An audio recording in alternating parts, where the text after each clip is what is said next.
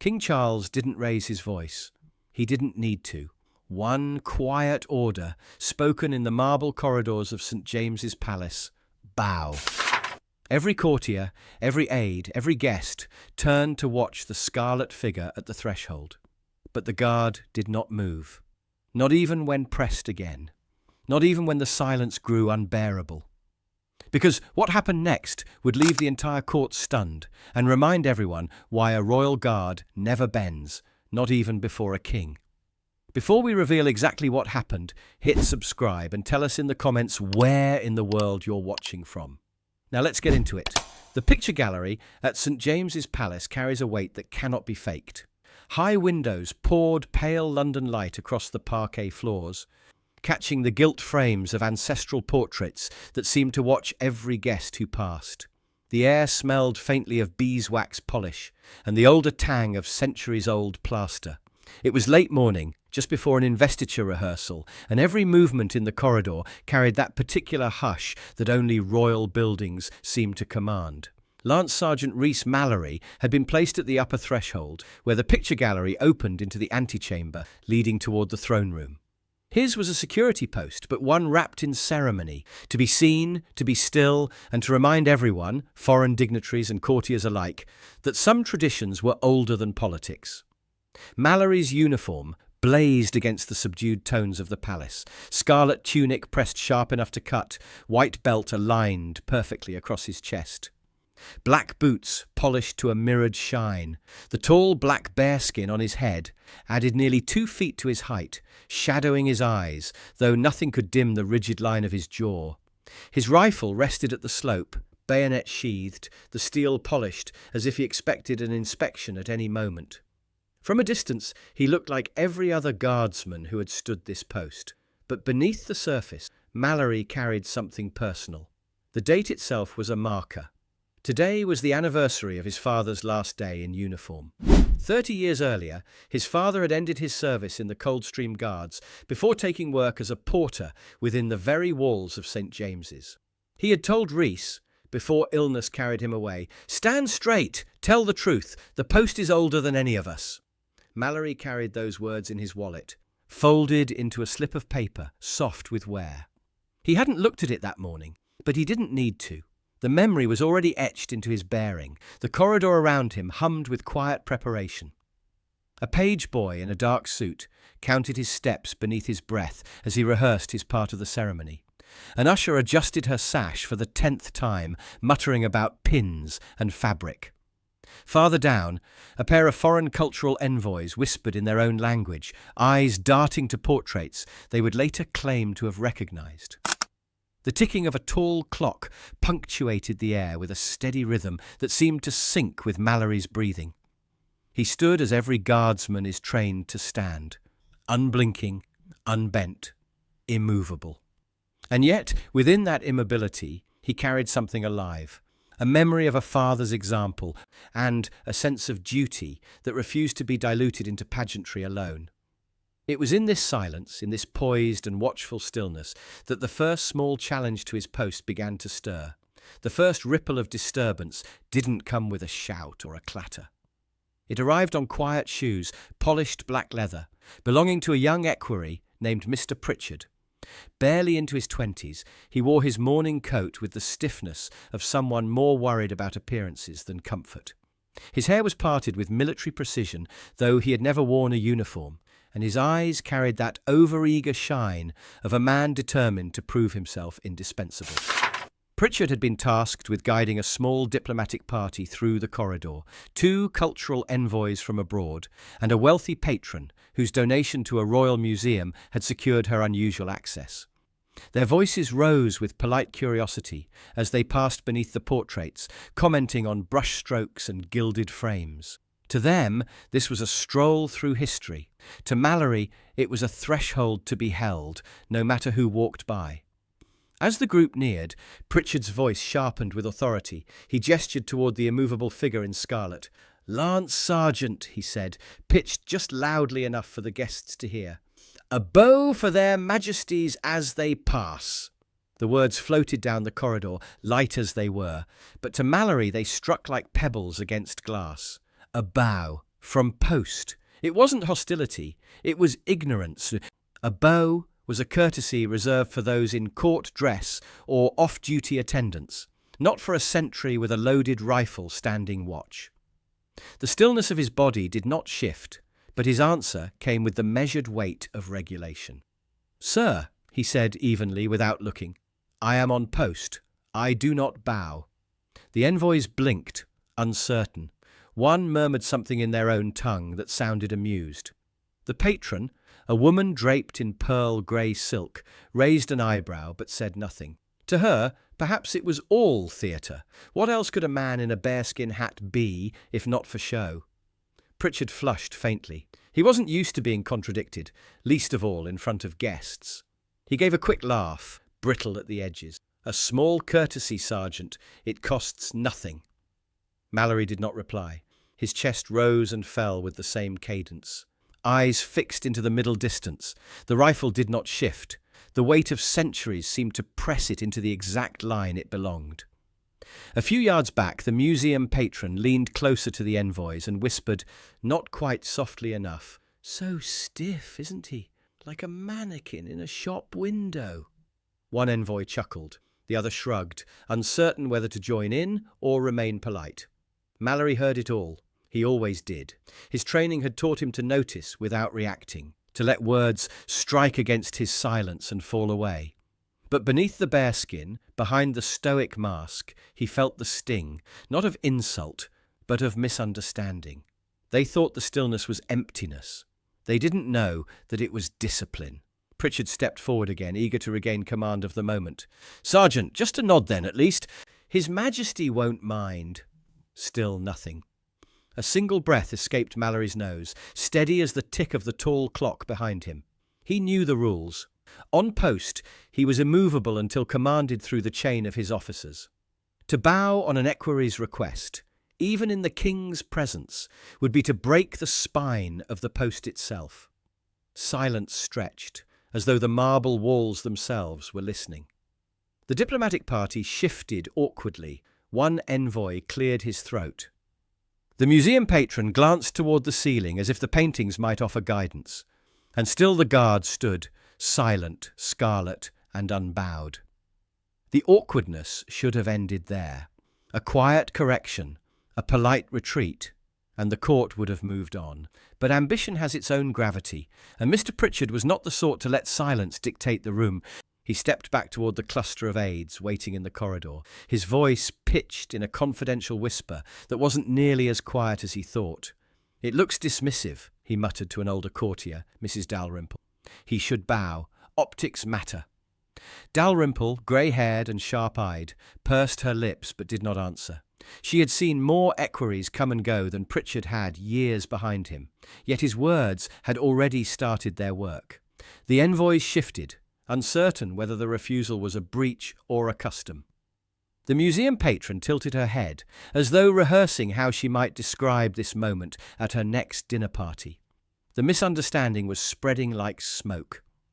Near the back of the group stood a civilian in a cream linen coat, Mrs. Keene, an archivist who had served the palace libraries for nearly 4 decades.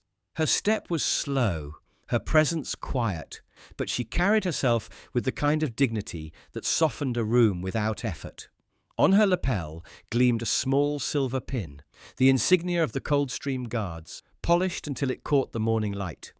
She moved forward with the patience of someone who had nothing left to prove. When she spoke, her voice was soft, but it carried. "Be careful what you ask a sentry to do," she said, her eyes resting on Pritchard. "On post, he obeys through his chain, not through courtesies. That's the rule." The envoys looked at her with surprise, then at the guard. The patron gave a sceptical smile, unconvinced. Pritchard stiffened. Being corrected by a librarian, an archivist of all people, in front of guests, pricked his pride. "Traditions adapt," he said sharply. "The king himself is coming. He'll expect acknowledgement." But Mrs. Keene did not flinch. She folded her hands together. "Then he will receive it in the manner prescribed. That post isn't theatre, it's duty." Mallory heard every word, though his eyes never shifted. Beneath the bearskin, A muscle tightened in his jaw. It mattered, more than he expected, to hear someone else speak the truth aloud. Yet Pritchard wasn't finished. He stepped closer to the guard now, dropping his voice but letting the irritation show. "Come, Sergeant. Just one bow. Do you want to make this awkward for His Majesty?" Mallory remained stone. His reply, when it came, was barely audible. "My duty is to stand." The words were plain, nothing more than fact. But they landed in the corridor with a weight that unsettled everyone who heard them. A pair of tourists with special day passes, guests of the museum patron, snickered under their breath. One, a young man in a checked jacket, whispered just loud enough for others nearby to catch, "Statue thinks he's too good to move." A ripple of nervous laughter followed, quickly stifled as eyes darted to the rifle resting in Mallory's hand. The laughter didn't last, but the disrespect hung in the air, sharp as vinegar. Mallory did not break. His breath matched the ticking of the tall clock. His gloves stayed fixed. The line of his rifle gleamed as though anchored in stone. The room was shifting, no longer light curiosity, no longer amusement. Now there was tension in the air, something between embarrassment and challenge. The king's approach could already be heard, the faint rhythm of footsteps drawing closer, the murmur of voices that carried authority. And in the corridor, every eye was turning toward the guard, who would not bow. The atmosphere had thickened to the point where every cough, every shuffle of shoes seemed amplified. And then, from the far end of the corridor, a different kind of sound, measured, confident, unmistakably military. Captain Erskin, the duty officer for the morning, came into view. Late 30s, his uniform immaculate, his manner calm in the way of men who have seen both war zones and ceremonial parades. He carried a clipboard under one arm, but his eyes scanned the corridor with the precision of someone who missed nothing. Mallory felt the shift immediately. With Erskine present, the chain of command was complete. The weight of Pritchard's demands no longer fell directly against the stillness of a single sentry. It would be judged, filtered, corrected if need be. As Erskine approached, Mallory delivered his report in a voice just above a whisper, crisp and economical. "Post secure, head count through, no incidents." "Very good," Erskine replied without breaking stride. His gaze flicked over the crowd, assessing posture, expressions, the small tells of a corridor unsettled. He noticed Pritchard at once. "Captain," Pritchard said quickly, stepping forward as though seizing reinforcements, "perhaps you could instruct your man. His Majesty approaches. A bow would be a simple courtesy." Erskine paused, the smallest narrowing of his eyes betraying his irritation. He spoke slowly, as if explaining to a child. "This is a guard post, Mr. Pritchard.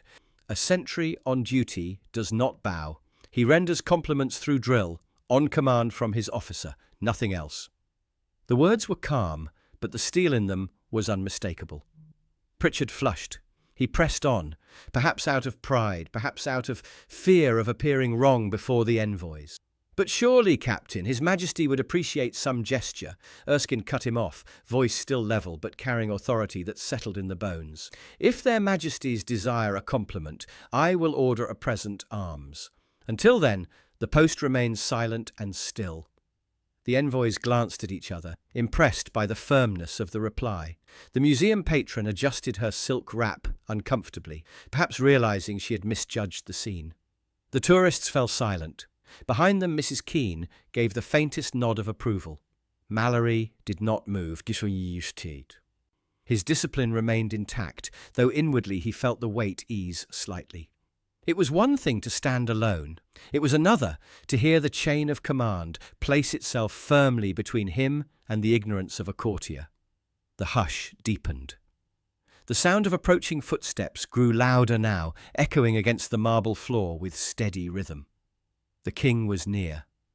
Pritchard swallowed, shifting his weight from one foot to the other. His eyes darted toward the corner where the royal party would appear at any moment. A flicker of unease crossed his face, but still he muttered, more to himself than anyone else. It would look better if he bowed. No one answered him this time. Mallory's grip on his rifle remained steady, the gleam of discipline unbroken. He knew, as did every guardsman before him, that the post was older than pride, older than optics, older even than the monarchs who passed before it. And in just a few seconds, the test would arrive. The sound reached them before the sight did. The soft murmur of voices, the tread of polished shoes, the faint jingle of ceremonial chain. A ripple went through the corridor as spines straightened and whispers ceased. Every gaze turned toward the archway at the far end.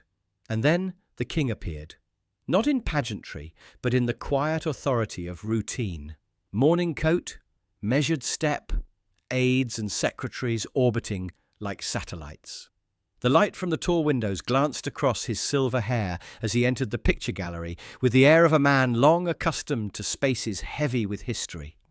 Pritchard's pulse quickened. This was his chance to prove himself useful, indispensable.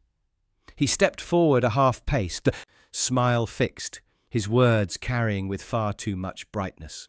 "Your Majesty," he said, bowing himself, "the guard will bow." The declaration landed like a stone dropped in still water. All eyes swung to the scarlet figure at the threshold. But Mallory did not move. He remained locked, rifle firm at the slope, eyes fixed beyond, jaw set like carved granite. The air seemed to thicken in the pause. Pritchard flushed scarlet. Desperation edged his voice as he snapped, louder this time, "I said, bow!" And then, for the first time, Mallory's voice cut through the hush. Not raised, not defiant, calm, clear, steady. "On duty, Your Majesty. I may not bow. I stand the post." The corridor froze. Every courtier, every aide, every guest seemed to hold their breath. Even the tall clock against the wall appeared to tick more softly, as though the room itself was waiting. The king stopped. His eyes rested on the still figure in scarlet and bearskin, studying him with a quiet weight. It was not anger that flickered there, nor surprise, something closer to contemplation. Captain Erskin stepped forward, voice even, protective. "Sire, this is a live post controlling the threshold." A silence followed, thick as stone. In that heartbeat, the entire court seemed to teeter between misunderstanding and revelation. And all the while, Mallory stood unbowed, stillness made flesh, discipline carved into posture, waiting for the truth of his duty to be judged. The stillness stretched, brittle as glass. Then, from the cluster of senior staff, the master of ceremonies stepped forward, an older man with a voice trained to soothe and direct in equal measure. He inclined his head toward the king. "Would the prescribed compliment be preferred, Your Majesty?" he asked gently. The king gave the faintest nod. No demand, no rebuke, simply an acknowledgement that tradition should proceed as tradition was meant to.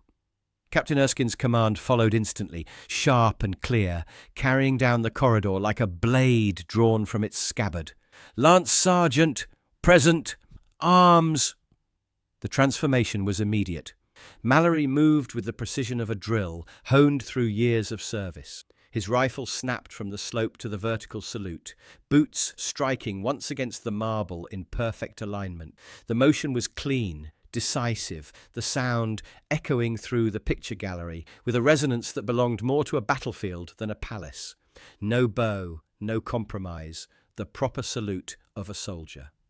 The king inclined his head, the barest acknowledgement, but enough.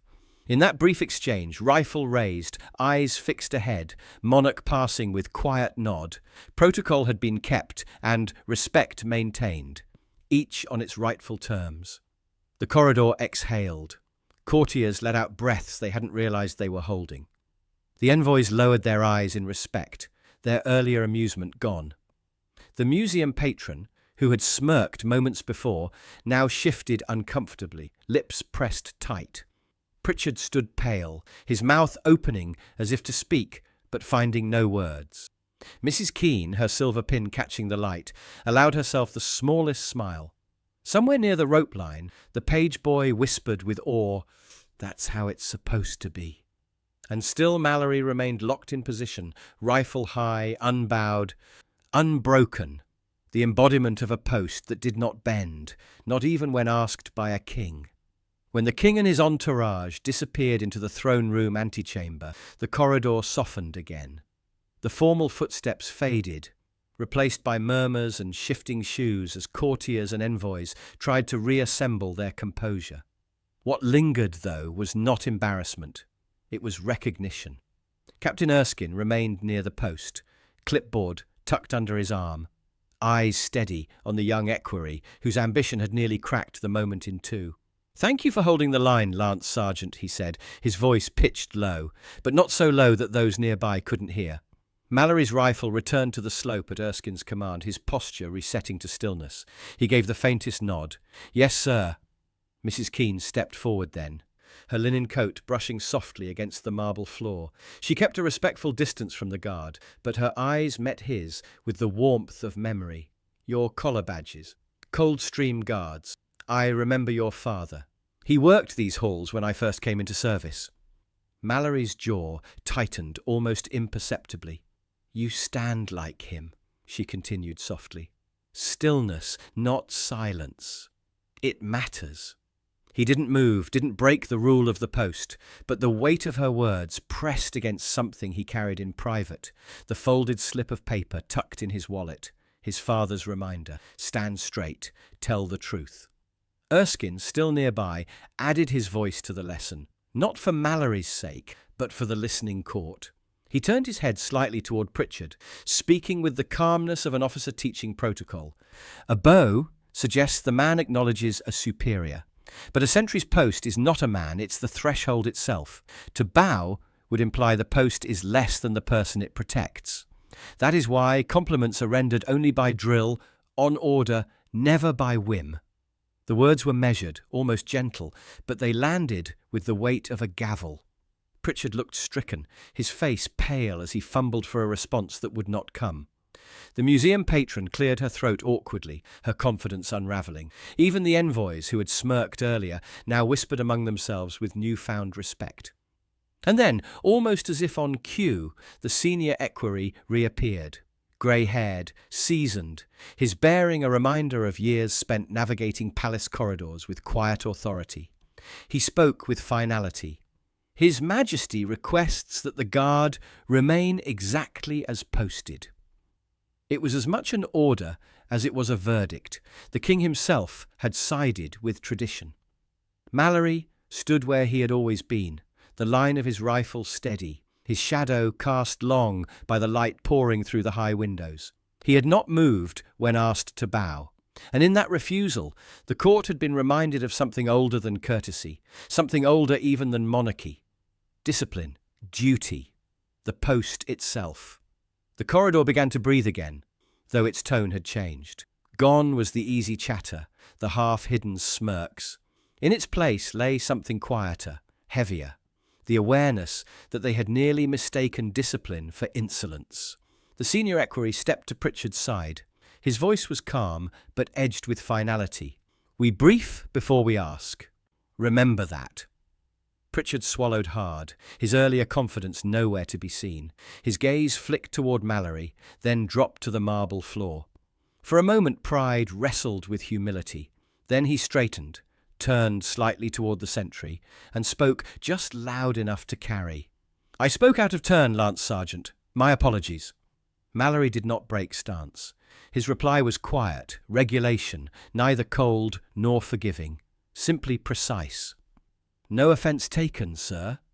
The formality of the exchange seemed to restore the balance of the corridor. The envoys shifted back into place, their whispers subdued. The museum patron, who only minutes before had dismissed the guard as a mannequin, now folded her hands tightly in front of her and kept her eyes low. Captain Erskine gave a subtle nod. The rhythm of authority had been reasserted. The chain of command had protected the post, and the court had learned its lesson without further spectacle. And then came a softer moment. The young page boy, who had been standing near Mrs. Keene, stepped hesitantly forward. He stopped just behind the rope line, small hands clenched nervously at his sides. His voice, when it came, was barely more than a whisper, but in the silence of the corridor, everyone heard it. "Thank you for standing still." The words struck with a simplicity no protocol could improve upon. Mallory did not look down, did not break the invisible horizon his eyes were trained to fix upon, but his chin lifted, just slightly, a fraction of an inch. To those who understood, it was answer enough. The corridor, once on the edge of misunderstanding, settled into something different now: respect. Quiet, unspoken, but unmistakable. The antechamber doors opened again, and the royal party returned. The king's pace was unhurried, his presence steady, the entourage once more falling into quiet orbit around him. The corridor, chastened from its earlier tension, parted in reverent silence. Captain Erskin's voice carried with crisp authority. "Lance Sergeant, present? Arms!" Mallory's rifle rose in a single fluid motion, boots striking once against the marble. The salute rang like a note of iron through the picture gallery, not dramatic, not theatrical, simply exact. The king's eyes passed over him once more. This time there was no pause, no question, no misstep of protocol, only the faintest inclination of the head. The recognition of a soldier's salute returned in kind. The entourage swept past, their shoes whispering against the polished floor. The master of ceremonies leaned slightly toward the gathered aides and murmured, "Let the guard do the guard's work." His words, though soft, seemed to hang in the corridor longer than any command. Light slanted through the tall windows, gilding the scarlet of Mallory's tunic, catching on the barrel of his rifle. His shadow stretched long across the marble tiles, sharp-edged beneath the towering bearskin. He did not bow. He did not move. He simply stood. And in that stillness, the court finally understood. Respect is not demanded by gestures. It is upheld by duty. Would you have bowed to avoid tension, or held your ground the way Lance Sergeant Mallory did? Do you think true respect is shown in small courtesies, or in staying faithful to tradition, even under pressure? Let us know in the comments below. We read every single one. And if this story reminded you why discipline matters, give it a like, hit subscribe, and tap the bell so you don't miss tomorrow's upload. Share this video with someone who thinks the guards are just for show. They might see things differently after this. 2 more stories are already on your screen. Watch them next. We'll see you tomorrow, same time, same place, with another Royal Guard story.